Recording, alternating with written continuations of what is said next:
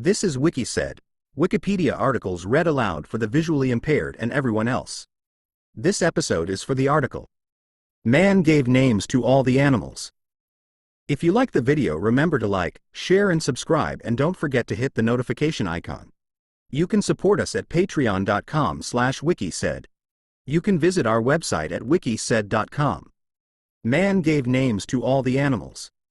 Man Gave Names to All the Animals is a song written by Bob Dylan that appeared on his 1979 album Slow Train Coming and was also released as a single in some European countries, becoming a chart hit in France and Belgium. It was also released as a promo single in the US. However, some have labeled it the worst song Dylan ever wrote. A 2013 readers' poll conducted by Rolling Stone magazine ranked Man Gave Names to All the Animals as being the fourth worst Bob Dylan song, behind Gotta Serve Somebody, the hit single from Slow Train Coming, in second place. Man Gave Names to All the Animals has been covered by multiple artists, including Townes Van Zandt, who covered the song on his 1993 album Road Songs. The lyrics were turned into a children's book published by Harcourt in 1999, with illustrations by Scott Mention. The Singing Kettle covered this song in the second episode of their third BBC television series, while the Wiggles covered it on their album Furry Tales in 2013. Lyrics and music. The music to Man Gave Names to All the Animals is reggae-inspired. The lyrics were inspired by the biblical book of Genesis, chapter 2 verses 19 to 20, in which Adam named the animals and birds.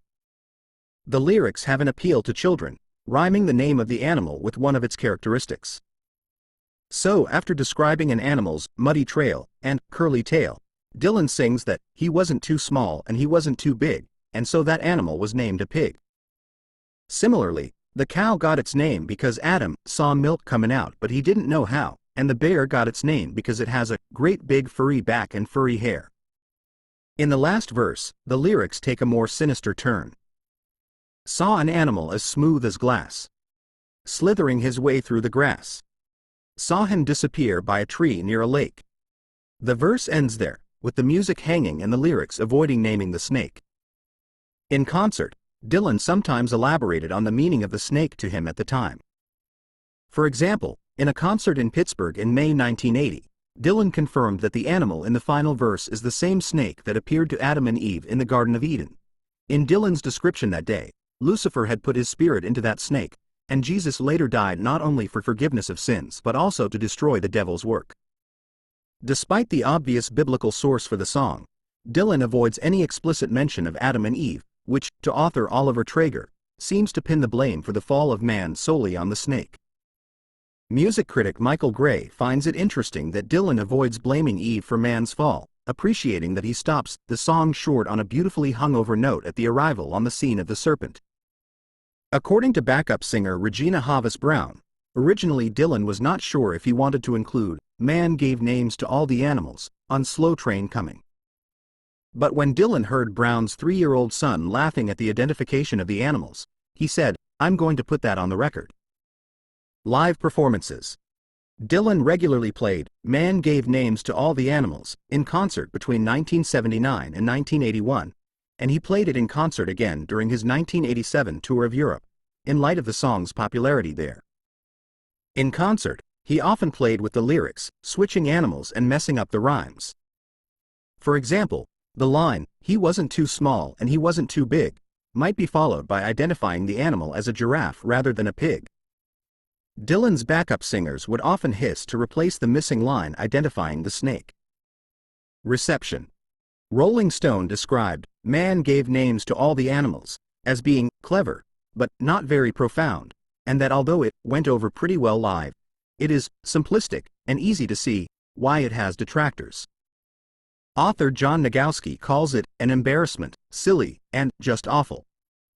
But music critic Michael Gray praised it as one of the standout tracks on Slow Train Coming, citing its humor, its quality as a children's song, and the self-mocking contrast to the more fundamentalist tone of the songs Dylan wrote during this period.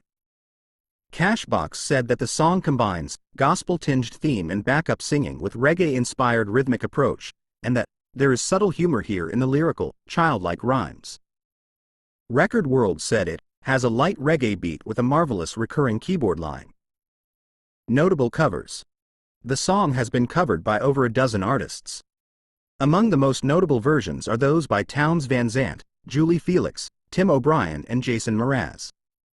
French singer Hugo Frey translated the lyrics into French as L'homme dote d'un nom chaque animal, and recorded it twice, in a solo version in 1995 and as a duet with Alain Souchon in 2009.